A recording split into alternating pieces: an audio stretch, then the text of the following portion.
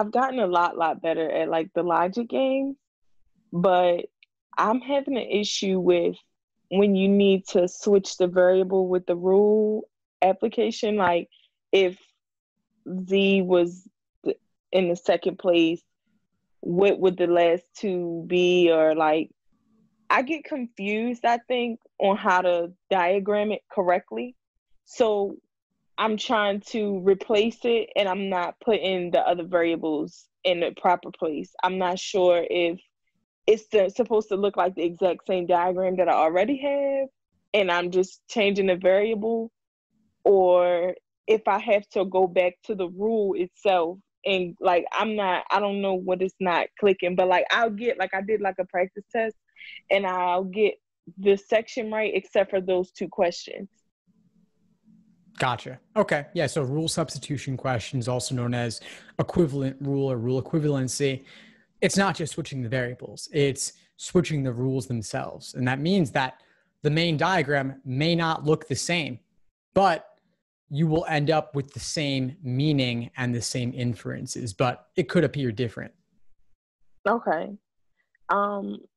So I guess then my question is, like I did one, I'm trying to think. It was kind of like the one that you have. Basically, it was saying like, yeah, just when you got to switch the variables out and you have to re-diagram it. I think my thing is, I'm not getting like a full grasp or understanding like where or how much of the, like, does the rule, all of them change? Like you just don't go back to that at all just because it's saying that they have switched, or you just look at that specific rule change? Well, this is the last question of the game, so there's nothing to think about going forward. This is, once you do this question, you're done with the game.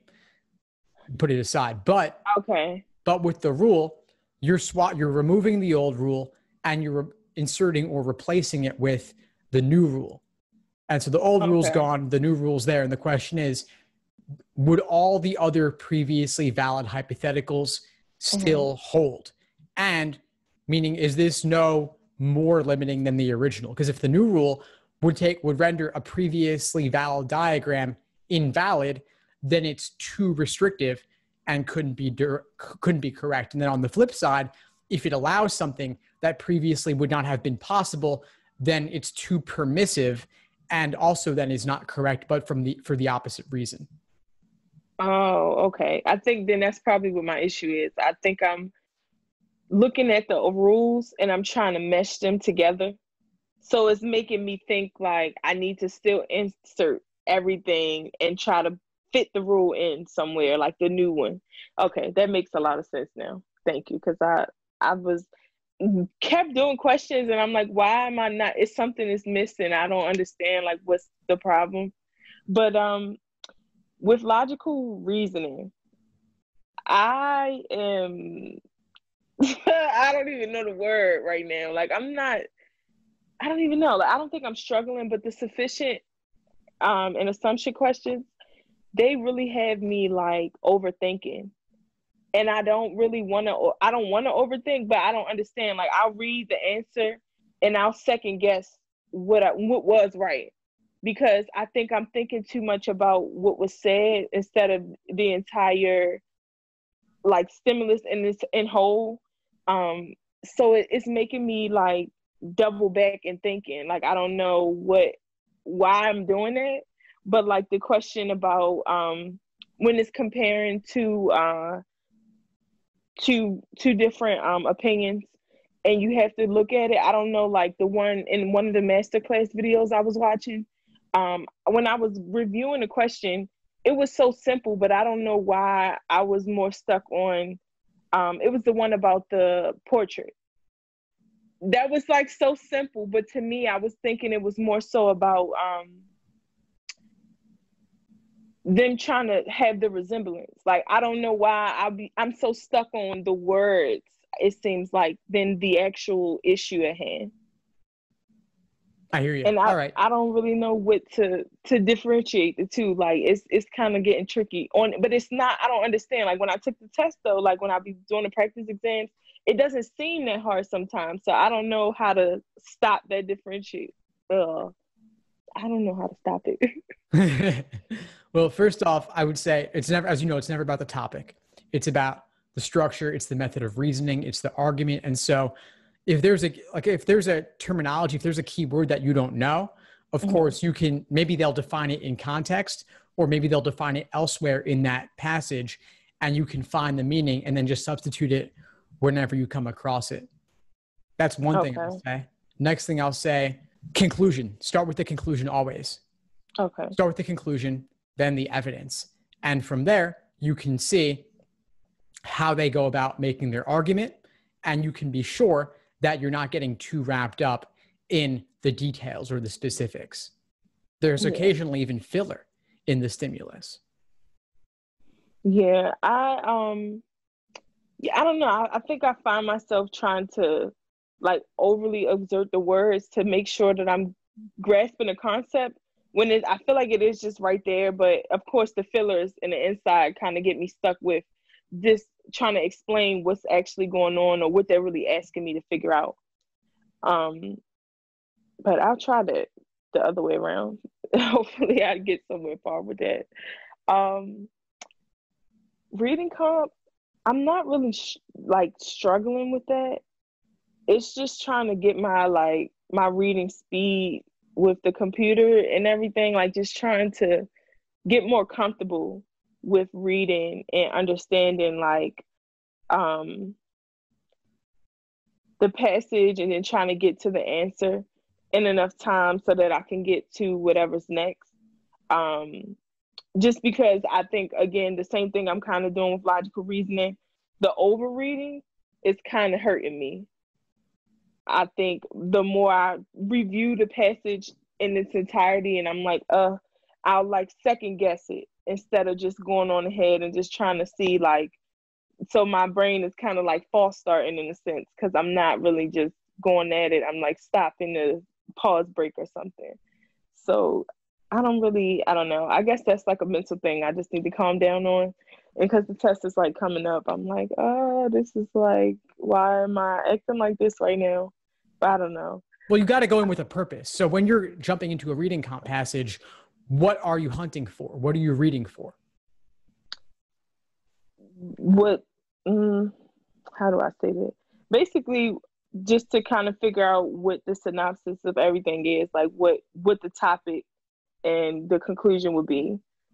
And then from there, I guess just looking for the question at hand, whatever the question is asking me to look for. Gotcha. All right. So synopsis, summary, to me, that could be content related. So I want to keep you focused on structure related. What's the author's main point? What's their conclusion? What are they driving at? Why did they write this? What are they trying to communicate? If they could only leave one thing, what would they leave? If they could only say one thing, what would they say? And so look for where they're expressing their opinion, or they're telling you why they wrote this, and look for that. Aim to walk away with that.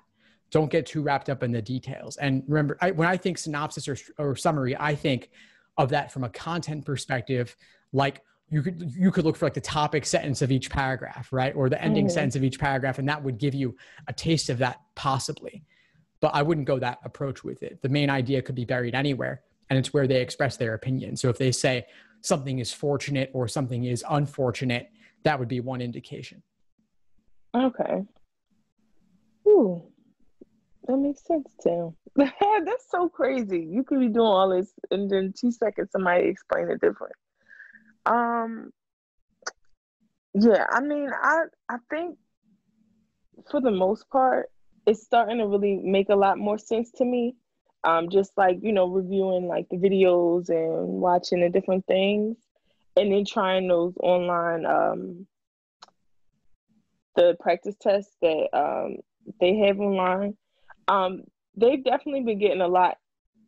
It's starting to make a lot more sense compared to when I first started doing this. But I think I just probably do need to focus more on that, because I am just swayed on another way of reading. So I think I should probably try my best on that part, because I know for a fact, I'm not solely looking for just the main purpose, which is more than likely why I'm dealing with just the overthought process in it, because I'll go back and reread and be like, well, why am I not? And then I'll read the right answer and be like, oh, well, that made sense now. Like, so I guess that's kind of a thing. So, yeah, I don't know. I think that's really it. Just trying to make sure that I'm reading properly. And not to say I'm not reading properly, but like just reading for the right purpose. So, I have a question though. Do you know like when they'll post about when we can register to take the test? For which test? July. July? I mean, July LSAT scheduling? Yeah. Yeah, it should be happening actually sometime this week. So Okay. sometime this week, they will send you an email telling you that it'll be this day that registration opens. And Okay. there's actually, this is a little tip for you, there's actually a way to schedule your time before that. So Really? yeah, so if they tell you, and this worked for the May and June lsat-flex, no guarantees for July, but since they kept that loophole open for June, I think they'll keep it open for July also. And the way to go about this is simply to the calendar day that they tell you. So they might say, let's say Wednesday at noon, LSAT-flex registry scheduling opens. That means that maybe sometime Wednesday after midnight, you could go onto ProctorU's website. LSAC will have already created an account for you on ProctorU using your LSAC registered email address. So if you reset the password on that ProctorU account, then you can log in and schedule the time before everybody else. Oh, yeah. So another thing, I just want to just say this to you because I don't know. So my birthday is the day after the day before the test.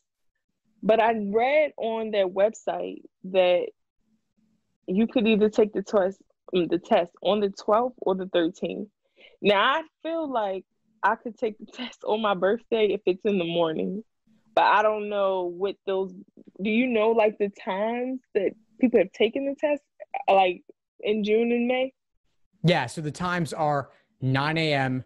to 7 p.m. Eastern time in 20-minute increments. So you can do 9 a.m., you could do 10 a.m., you could do 10:40, 10:20, any of those are fine. Oh, okay. Well, yeah, I think I'll do that then. It's a good way to spend your birthday. I mean, well, what's nice is that later that night, you can rest easy. Yeah, I know. And that's what I was saying. I read it because, when you click the LSAT website, it says July the 13th. But when you go back and start reading, they say you can take it as early as the 12th. So I was like, well, maybe I could just kind of get it out the way, like just to have it off of my brain like that, because it's just one of those things. And then like my birthday, I'm going to just have to be like incognito the whole day to try to just keep my mind steady, because everybody's going to be trying to call me and talk to me. And I'm going to just be like, guys, I don't really want to talk today. Like, so yeah, if I could take it on my birthday in the morning, but if it's in the afternoon, I'm going to just have to let that go. But if I could take it as early as 9, that would be great, because my mind will already just be ready to take it. Yeah, I think that's a good idea, especially if you're going to be getting interrupted by people throughout the day. Just put your phone in airplane mode, turn it off on silent, knock out the exam, and then you can rest easy and party, Yeah, okay. Yeah, that's a good thing to know. I didn't know like the time frame slides or whatever. So that's cool. Ooh, yeah, this is getting interesting now.